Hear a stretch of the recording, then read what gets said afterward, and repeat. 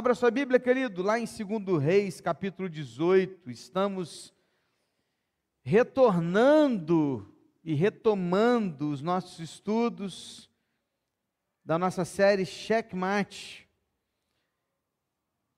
Estamos já no segundo livro dos Reis. E depois de um período aí de pausa, por conta das férias, nós estamos recomeçando hoje lá no segundo livro, no capítulo 18, no segundo livro dos Reis. Marcas da retidão. Eu quero falar com você hoje sobre isso, sobre as marcas da retidão. E queridos, hoje nós vamos começar um novo tempo. Hoje nós vamos começar um novo momento da história. Por quê? Porque a partir de agora não há mais dois reinos, há apenas um. Como vimos nos últimos estudos, e você viu, você ouviu, você estudou conosco aqui, o reino de Israel, norte, foi tomado pela Síria. E não mais temos agora o reino norte, sendo destacado aqui apenas o reino do sul. Então o reino norte, Israel, Samaria, daí aqueles problemas com os samaritanos, eles vão se misturar e não vai ter mais agora o reino do norte. Então a partir de agora é a última vez que nessa sequência dos reis você vai ler comigo o que segundo o rei do norte, no tempo do rei do norte, começou a reinar o reino do sul, como a gente viu até agora. No segundo ano do reinado de fulano de tal no norte, começou a reinar no sul o outro fulano. No terceiro ano do fulano no sul, acabou isso. Agora é só sul, agora é só Judá, não tem mais Israel. 722 a.C. é a data que você precisa marcar na sua cabeça, colocar aí em 2 Reis 17, é essa data que termina Israel. Termina o reino do norte, pela desobediência, pela idolatria, pelo que eles buscaram e eles encontraram, o julgamento de Deus. Então agora, a gente começa a olhar apenas para o sul, de onde continua toda a linhagem de Davi até chegar a Jesus. Quando nós sabemos já através das Escrituras que lá em Mateus, nós veremos que Jesus vem da linhagem de Davi, como promessa de Deus, como uma aliança que Deus fez com o próprio Davi. E a gente começa a falar, queridos, agora de um rei muito conhecido. E o nome desse rei é Ezequias. Ezequias, talvez, se não o mais conhecido rei depois de Davi, um rei que fez tudo de acordo, fez muito da sua vida de acordo com a vontade do Senhor, porque tudo é impossível, Mas ele era reto aos olhos do Senhor. E o rei Ezequias, ele tem uma ligação muito interessante, porque a gente vai ouvir falar dele em Reis, em Crônicas e em Isaías. Porque é um tempo em que o profeta Isaías também vai ter o seu trabalho, também aqui com o rei Ezequias. Então a gente vai ter relatos de Ezequias nesses três livros, 2 Reis, Crônicas e Isaías. Mas hoje a gente vai focar em 2 Reis, porque nós vamos estudar depois Crônicas e depois nós vamos estudar Isaías. Tá bom? Amém, queridos? Só para você ter uma ideia da importância do reinado de Ezequias, que só o prólogo a respeito dele, ou seja, a introdução, o prelúdio do texto a respeito de Ezequias, contém 8 versículos, só no segundo livro do Reis, capítulo 18. 8 versículos, só para começar a falar de Ezequias. Eu quero convidar você para lermos os 4 primeiros versículos deste capítulo, e então, depois desse momento, nós vamos tirar algumas lições aqui para as nossas vidas.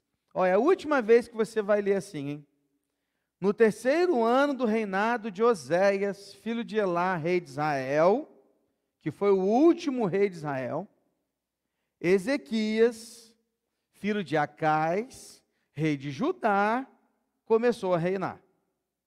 Tinha 25 anos de idade quando começou a reinar e reinou 29 anos em Jerusalém. A mãe dele se chamava Abi e era filha de Zacarias.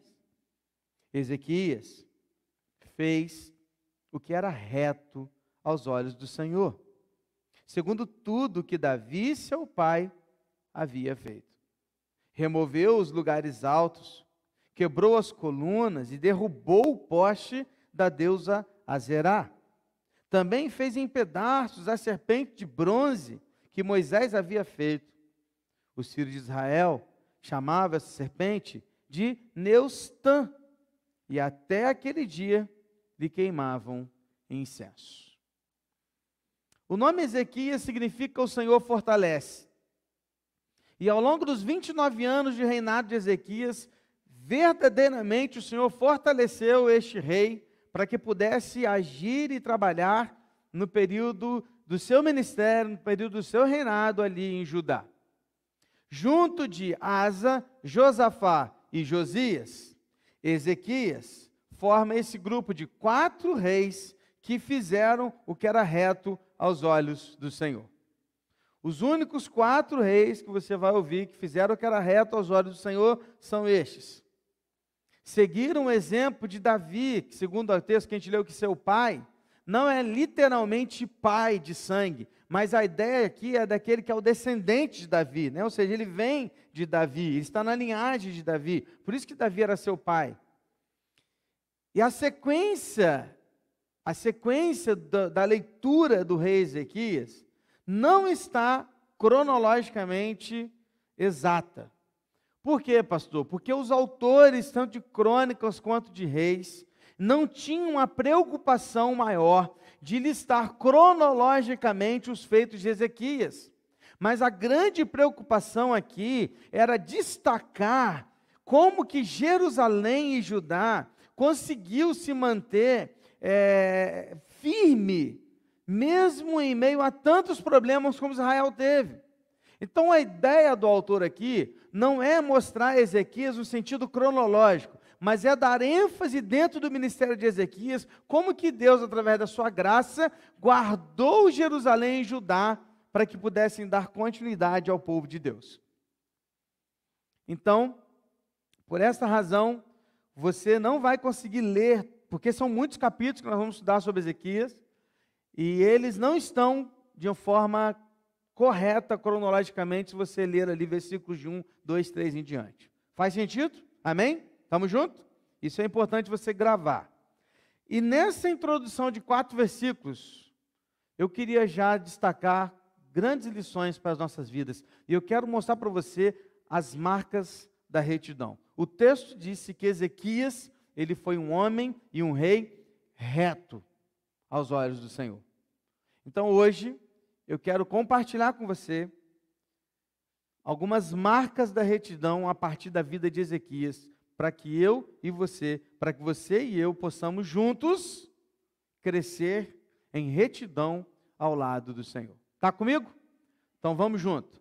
Primeira marca é a seguinte, eu estou muito feliz de ver jovens aqui hoje, adolescentes, até crianças aí, menores, porque, cara, é muito interessante esse estudo, faz muito sentido, inclusive, para os jovens. Então, vamos lá. Primeira marca, mesmo jovem, ele era um homem reto. Grava isso, querido. Marca da retidão, mesmo jovem, Ezequias era um homem reto. Quantos anos Ezequias tinha quando começou a reinar? 25 anos, a minha idade praticamente, né?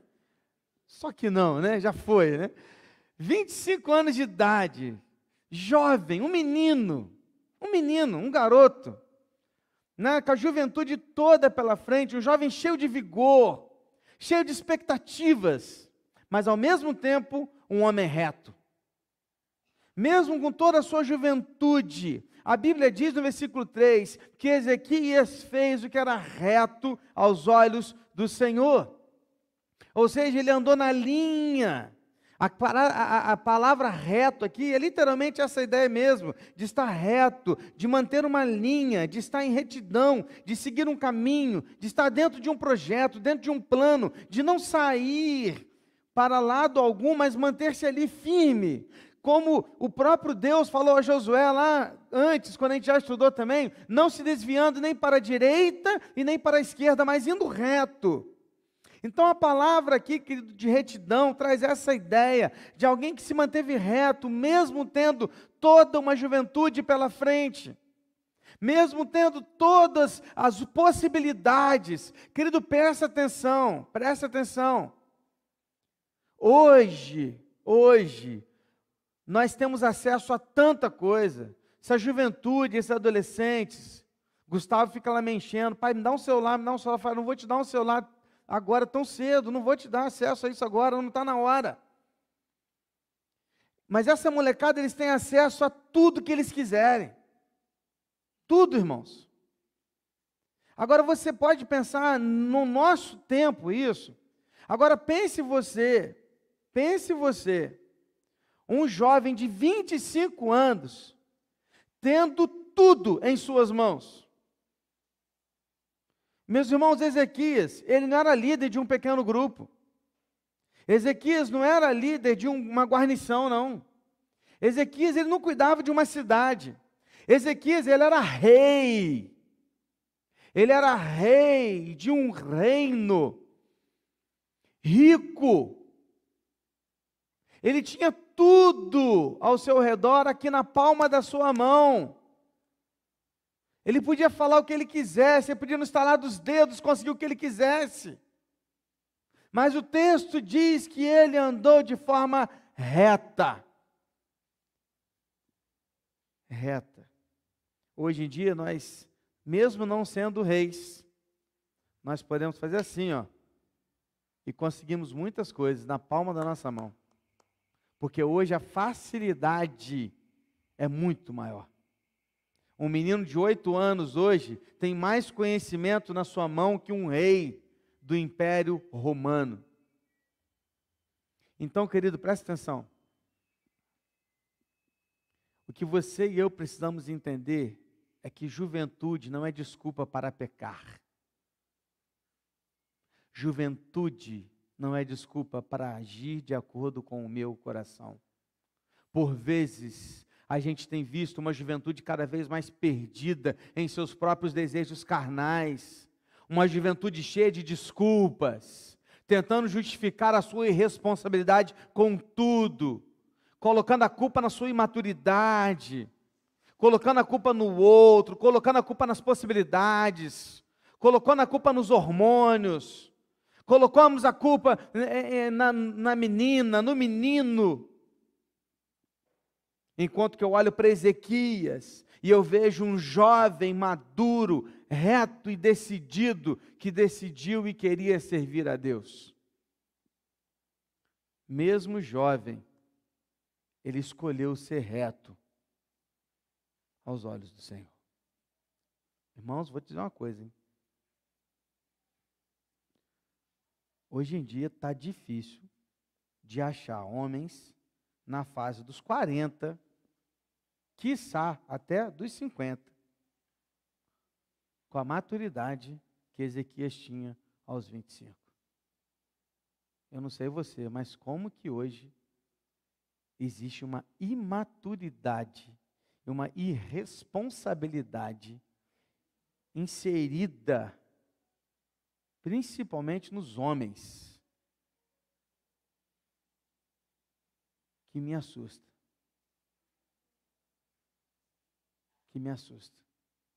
Eu fico me perguntando, onde vamos parar? A juventude de Ezequias não era um problema para a sua retidão. Não há desculpas para o pecado, sequer a sua juventude. Amém? Ensine isso aos seus filhos. Ensine isso aos seus netos. Vocês jovens que estão aqui, quem tem menos de 25 anos aí? Levanta a mão. Eu? 1, 2. Ih, tem um monte aí querendo levantar a mão. Olha a galera ali atrás. A galera está mais do fundão ali, né? Não tenha desculpas. E não dê desculpas para não ser reto. Nada pode te impedir de servir a Deus de verdade. Segunda marca da retidão é que Ezequias não seguiu o mau exemplo do seu pai. Olha que interessante, irmãos. Ao mesmo tempo que Ezequias tinha 25 anos de idade, quando começou a reinar e fez o que era reto aos olhos do Senhor, ele tinha um pai que era um mau exemplo. Você lembra disso? Claro que você lembra, né? Como é que é o nome do pai dele? Sabia que você ia falar Acais, viu? Sabia, né? Então, Acais foi aquele rei. Você lembra aquele rei que fez aliança com o rei da Síria, que foi lá em Damasco, viu um altar bonito, mandou as orientações para o arquiteto dele lá em Jerusalém, falou assim, ó, eu quero um altar igual esse daqui. Você lembra dessa história? Agora você está lembrando, hein? Pelo menos, não é possível que você não está lembrando, nem que mais ou menos da história, né? Lembra disso? Esse é o pai de Ezequias, que trouxe idolatria para dentro de Jerusalém, que fez tudo que desagrada a Deus, um homem idólatra, um homem ímpio. O pai de Ezequias fez tudo que desagrada a Deus. E digo mais, querido, Acais reinou por 16 anos. Então presta atenção, o período de 16 anos, já que Ezequias começou a reinar com 25 menos 16, eu tenho 9 anos de idade. Ezequias viu o seu pai reinar dos 9 anos de idade até os 25. E eu te digo isso porque eu tenho um filho com 9 anos. E uma criança de 9 anos até os 25, ele está atento a tudo o que o seu pai está fazendo. Ele está de olho, ele está aprendendo, ele está vendo, ele está olhando. Então deixa eu te falar uma coisa, Ezequias, ele teve toda a oportunidade para fazer o que desagrada a Deus, porque o pai dele era um ímpio, o pai dele era um idólatra, o pai dele fez tudo que desagrada a Deus, e se ele olhasse para o pai dele, e falasse assim, eu vou fazer igual meu pai, ele ia fazer tudo errado, e ninguém talvez poderia olhar para ele e falar assim, mas coitado também, teve um pai ruim, né? Que geralmente é assim que a gente faz. Porque geralmente a gente tenta dar desculpas para aquele que erra, querendo colocar a culpa no outro. Mas Ezequias não culpou ninguém, porque ele entendeu que não era porque o pai dele tinha sido todo errado que ele ia fazer igual. Queridos, uma outra desculpa que eu sempre ouço por aí é essa. Sou assim porque meu pai e minha mãe me tratavam mal, porque eram péssimos exemplos para mim, não cuidaram de mim direito, desculpas e desculpas e desculpas. O exemplo negativo do pai não fez Ezequias seguir o mesmo caminho. Presta atenção, você tem uma escolha. Você tem uma opção. Você não precisa errar igual seus pais. Você não precisa caminhar no mesmo erro. Não precisa fazer igual. Bom seria que todos tivessem bons pais, que dessem bons exemplos e que te colocassem no caminho certo. Mas não é assim. Não é, a gente sabe que não é, porque o pecado destruiu a família. E até um pai bom, vez e outra, dá mau exemplo. Agora, o que eu não posso é culpar o outro pela minha escolha. Porque Ezequias não tinha essa parada com ele não, meu irmão. Ezequias olhou para o pai dele e falou assim, não é esse o exemplo que eu quero. Eu vou seguir o exemplo de Davi, porque Davi está apontando para Deus. Então eu vou andar nos caminhos de Davi, porque era o que ele tinha de referência para aquele tempo. Hoje, nós temos Jesus como referência. E aí você pode olhar para a sua casa, você pode olhar para aqueles que te cercam, você pode olhar até para o seu pastor, e você vai ver no seu pastor um homem que não é perfeito, mas você não precisa copiar em tudo, inclusive nos erros. Você tem que copiar aqui, ó, é Jesus Cristo, que é Ele que é perfeito. Homem nenhum é perfeito, mas nós precisamos fazer o melhor. Então não dê desculpas, inclusive colocando culpa nos outros pelas suas escolhas erradas. Estamos juntos? 3. Terceira marca da retidão. Ele teve coragem para fazer o que ninguém tinha feito. Cara, eu queria que você fizesse uma coisa que você detesta. Olha para a pessoa que está ao teu lado e fala assim, tenha coragem para fazer o que ninguém quer fazer. Fala para ela aí. Olha o versículo 4. O texto diz assim: ele removeu os lugares altos, quebrou as colunas e derrubou o poste da deusa Azerá. Você está estudando comigo? Nós estamos juntos estudando o livro dos Reis já tem um tempo. E você sabe, porque a gente já leu isso em alguns momentos, que às vezes chegava assim, ó, e esse rei fez o que era reto aos olhos do Senhor, mas ele não derrubou os lugares altos. Você lembra desse porém? Esse rei fez o que era reto aos olhos do Senhor, porém, ele não destruiu os lugares altos. O que são os lugares altos, pastor? São altares que ficavam espalhados por meio de Judá, e estes altares eram usados pelo povo para prestar sacrifícios tanto ao Deus vivo quanto aos outros deuses. Eles misturavam tudo, era uma miscelânea, um sincretismo que eles tinham naquele tempo. E desta forma, eles desagradavam a Deus. Primeiro que havia um templo para isso.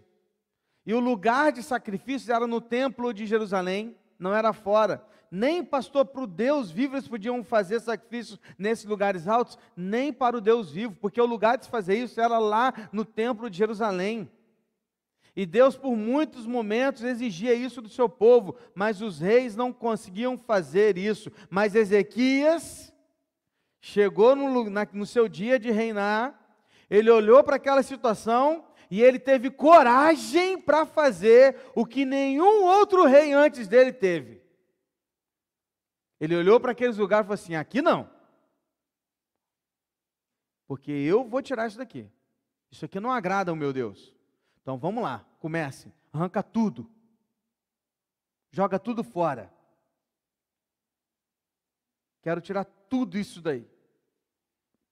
Não apenas os lugares altos, mas qualquer outro lugar idólatra, inclusive a deusa Azerá, nós vamos derrubar. E derrubou tudo. Porque servos de Deus precisam ter coragens para fazer o que todo mundo não está fazendo. Servo de Deus tem coragem para fazer o que é certo, mesmo que todos estejam fazendo errado. Porque o certo continua sendo certo, mesmo que ninguém faça, e o errado continua sendo errado, mesmo que todos estejam fazendo. A diferença está na atitude corajosa de romper com o pecado, romper com alianças que não vêm de Deus, por mais que isso signifique perder amigos, desagradar a família, ser posto de lado ou até mesmo perder dinheiro. Mas ter coragem para fazer o que é certo aos olhos de Deus. Mas pastor, se eu parar com isso, eu vou perder minha namorada, vou perder meu namorado. Querido, se o seu namoro desonra a Deus, ele já começou errado. Então termina logo. É melhor terminar.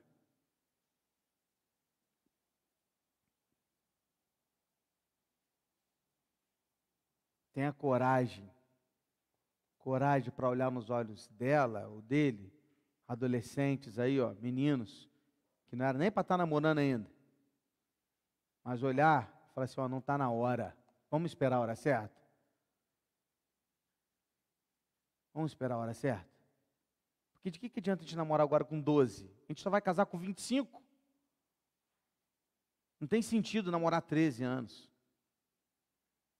Então vamos esperar a hora certa. Vamos focar no que tem que ser focado. Ou se estou namorando, que já tem idade, não está na hora de fazer isso, não é isso que Deus quer para a gente. Ah, mas tem gente, está todo mundo fazendo, não sou todo mundo. Aquela frasezinha de mãe, né? Ah, mãe, mas está todo mundo fazendo. Mas você não é todo mundo. Você não é todo mundo. Você é um servo de Deus, do Deus Altíssimo. Então faça o que Ele quer. Amém? Pastor, mas vou perder meu trabalho, pastor. Querido, se o seu trabalho está baseado em mentiras, falsidade e falcatruas, ele não vem de Deus.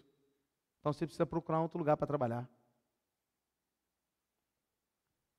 Mas todo mundo faz, o que tem? O que tem que você não é todo mundo? Importe em fazer o que Deus quer, não o que o mundo te oferece. Mas se eu contar, minha mãe vai me matar.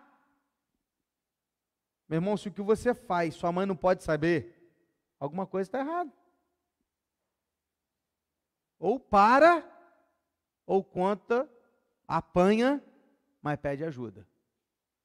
Que é melhor apanhar da mãe do que apanhar depois lá na vida.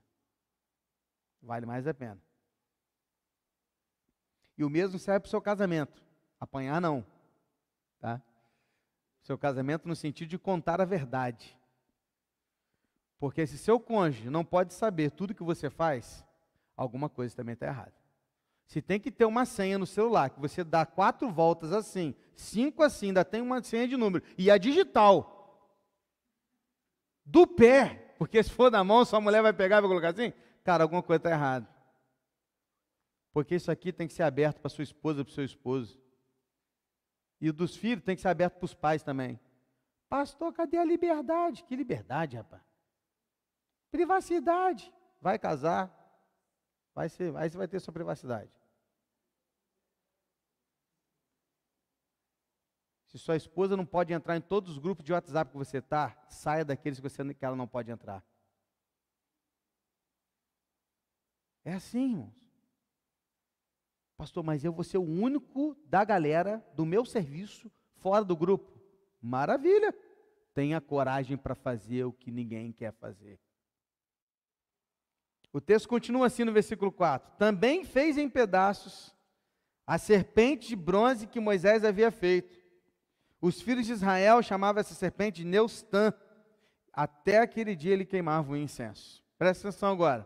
Quarta marca da retidão. Não transforme uma bênção de Deus em idolatria. Não adore a bênção. Adore a Deus. É isso que eu quero te dizer. Presta atenção. Que serpente de bronze é essa que o texto está falando? Você vai se lembrar dela, que é um texto mais conhecido. Você lembra aquela situação no deserto que Moisés estava com o povo de Israel?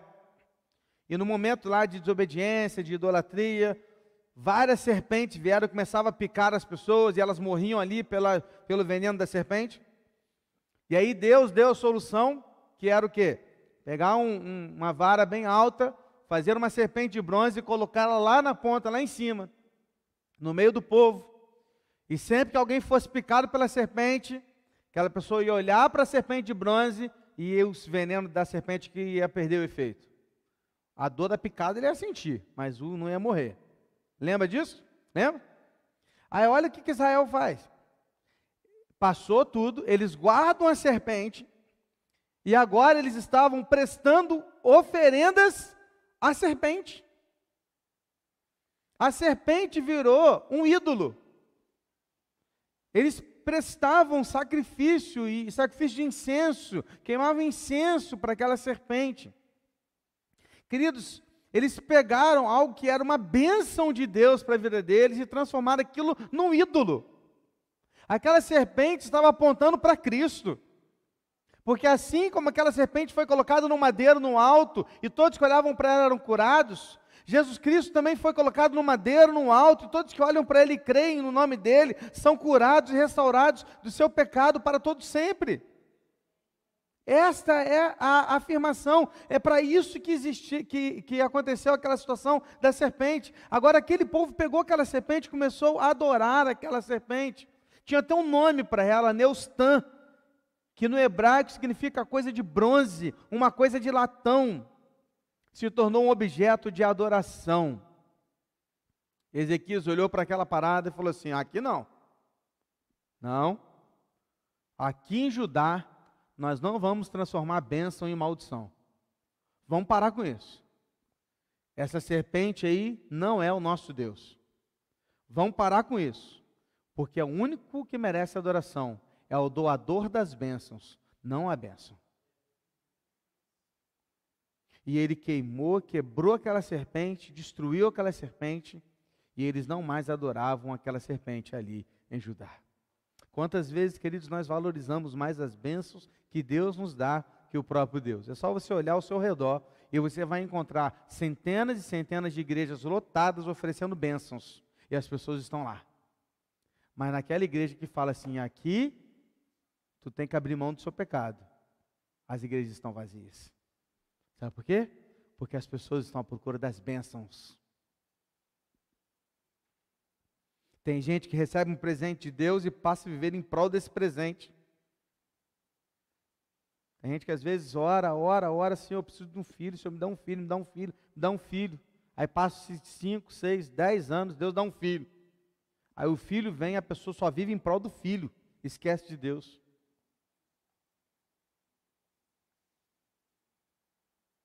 Senhor, me dá aquele trabalho vai ser tão bom para minha família, se eu estou estudando, estou trabalhando, estou fazendo prova e tal, me ajuda, Deus dá o trabalho. Aí o cara vive para o trabalho, adora o trabalho, não sai do trabalho, ama o trabalho, e esqueceu do Deus que deu o trabalho. Carro, casa e tantas outras coisas. Eu chamo isso de idolatria de bênçãos.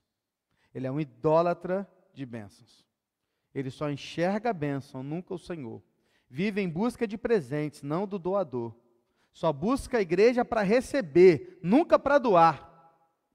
Adorar a bênção é mais importante que adorar o abençoador. Pode ver. Na hora que vamos falar assim, gente, vamos levantar uma oferta aqui. Nossa, já vem essa igreja pedindo dinheiro. Mas na hora que fala, gente, estamos dando aqui um monte de coisa de presente, é o primeiro que está na porta para receber. Porque na hora que precisa, acha que tem que receber. Mas na hora que dá, não preciso dar. Eu só venho aqui para receber. Isso se chama idolatria das bênçãos. Ezequias olhou e falou assim, aqui não. Nós não vamos transformar a bênção de Deus em maldição. Amém, irmãos? Está gravando aí as marcas da retidão? Vamos ler os versículos de 5 a 8 e vamos fechar aqui hoje. Ezequias confiou no Senhor, Deus de Israel, de maneira que não houve ninguém como ele entre todos os reis de Judá, nem antes nem depois dele, porque se apegou ao Senhor, não deixou de segui-lo e guardou os mandamentos que o Senhor ordenou a Moisés. Assim, o Senhor estava com ele e ele teve êxito em todos os seus empreendimentos. Rebelou-se contra o rei da Síria e não o serviu, derrotou os filisteus até Gaza e o seu território, desde a Torre dos Vigias até a cidade fortificada. Para aqui, nós vamos fechar aqui hoje. Não fecha a Bíblia ainda não, segura aí. Temos aqui uma forma muito clara de entender o porquê que Ezequias se tornou um grande rei. E aí a última marca da retidão é essa. O foco está na confiança em Deus, não nos seus feitos. O foco está na confiança em Deus e não nos feitos humanos. Pega isso, tá? Que senão pode parecer que não nos feitos de Deus, né? Nos feitos humanos, tá? Então, de novo, o foco aqui está na confiança que Ezequias tinha em Deus e não nos feitos de Ezequias no seu reinado. Essa é a ideia. Vem comigo, versículo 5, olha. Ezequias confiou no Senhor, Deus de Israel, de maneira que não houve ninguém como ele entre todos os reis de Judá, nem antes nem depois dele. Presta atenção, nenhum outro rei depois de Davi foi tão reto quanto Ezequias. Já imaginou alguém escrever isso a respeito da sua vida? Você já imaginou que alguém escrever uma biografia sua e colocar lá, olha, não houve outro nessa família tão reto quanto fulano de tal. Não tinha na IBB alguém tão santo e reto igual fulano de tal. Nem antes e nem depois. Queridos, isso aqui é tão forte, que o que está sendo destacado aqui não é o Ezequias, não. Mas é a confiança que ele tinha em Deus. O foco aqui não está em Ezequias, o foco está em Deus. Porque o texto diz que Ezequias confiou no Senhor, Deus de Israel. E por isso, porque ele confiou em Deus, não houve ninguém como ele entre os reis de Judá. Eu costumo dizer, queridos, que o ministério de sucesso não é aquele que carrega multidões, mas é aquele que se mantém fiel a Deus e a sua palavra no altar e na escuridão. Esse é o ministério de sucesso. Porque muitas vezes, eu lido com muitos pastores, irmãos. De vez em quando tem um reunião de pastor. E às vezes a gente tem essa mania mesmo, é mania de pastor. Quantos membros está a sua igreja? Conta lá. Parece que a gente fica medindo o sucesso através da quantidade de pessoas. Não é isso, irmãos. Sucesso ministerial está na fidelidade à palavra. Seja com muito ou com pouco. Seja aqui no altar ou na escuridão, quando eu estou sozinho, ninguém está vendo. É isso que é sucesso. E quando eu olho para Ezequias, eu vejo que o sucesso dele não estava nele mesmo, mas estava em confiar em Deus. Aí surge a pergunta. Hoje eu vou te mostrar como é que é fácil entender um texto bíblico. Depois nós vamos voltar, nós vamos ler de novo, você vai ver. A pergunta que surge é: por que nenhum outro rei foi como Ezequias? A resposta vem no versículo 6. Versículo 6 começa assim: porque se apegou ao Senhor, não deixou de segui-lo e guardou os mandamentos que o Senhor ordenou a Moisés. Quer ser alguém de sucesso? Você quer ter sucesso na vida? Não o sucesso que o mundo oferece, sucesso da palavra, sucesso em Deus, sucesso em Cristo. É esse sucesso que não está focado em você, mas focado no Deus vivo. Um sucesso que não está ligado à sua glória, mas à glória de Deus, através da sua vida. Esse sucesso. Então pega aí a dica, ó. Primeiro, apegue-se ao Senhor. A palavra apegar-se traz a ideia de colar, de grudar, de permanecer. Super bonde. É a ideia da palavra aqui. Está colado, sabe? Colou aqui, está grudado em Deus. Você não solta. Você está grudado. Apegue-se ao Senhor, é essa a ideia. Segundo, não deixe de segui-lo. A ideia aqui está alguém que está atrás o tempo todo, como que numa perseguição. Já teve que seguir alguém de carro, numa cidade em que você não conhece, e o cara anda desesperadamente, passa no sinal amarelo, já viu? Você está seguindo alguém, né? O cara sabe que você está seguindo ele, aí ele passa o sinal amarelo, aí você tem que ficar no vermelho, porque a cidade você não conhece, você não sabe se vai ser multado, se não é? Já teve essa experiência? A ideia do texto aqui é a seguinte, ó: persiga o Senhor a tal ponto que você não perca de vista. Fica o tempo todo colado, guardado aqui atrás, ó, seguindo o tempo todo. E por fim, guarde os mandamentos. Querido, a ideia aqui não se trata de conhecimento. Espera então, pastor, guardar os mandamentos? Então vou decorar os 10 mandamentos? Vou decorar de cor, é isso, pastor? Não, não é decorar de cor. Não é conhecer, não é ter tudo na cabeça, é prática. Porque guardar os mandamentos aqui não se trata de conhecimento, se trata de vida, de prática, que você pode não saber de cor, mas se você vive de acordo, você guardou os mandamentos. Essa é a ideia. Aí a pergunta que surge é: e qual que foi o resultado disso na vida dele? Qual foi o resultado na vida de Ezequias, dessas escolhas que ele fez? Aí vem o versículo 7. Olha o versículo 7. Assim, o Senhor estava com ele. E ele teve êxito em todos os seus empreendimentos. Isso aqui é para a glória de Ezequias? Não, é para a glória de Deus. É para a glória de Deus. Perceba que o foco não está no êxito que ele teve em todos os empreendimentos, mas sim na confiança que ele tinha a Deus. No depositar a sua plena confiança ao Senhor, ele logrou êxito no seu ministério. Volta lá na Bíblia, versículo de 5 a 8. Olha como é que é fácil entender um texto bíblico. Vamos ler agora de novo?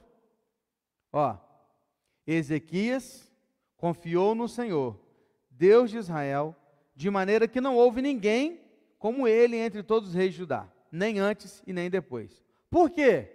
Porque ele se apegou ao Senhor, não deixou de segui-lo e guardou os mandamentos que o Senhor ordenou a Moisés. E qual foi o resultado? Assim, o Senhor estava com ele, e ele teve êxito em todos os seus empreendimentos. Rebelou-se contra o rei da Síria e não o serviu. Derrotou os filisteus até Gaza e seu território, desde a torre dos vigias até a cidade fortificada. Fácil? Está aqui o texto explicando o próprio texto. Qual é a marca? A marca é que o foco não está em você, o foco está na confiança que você coloca e deposita em Deus.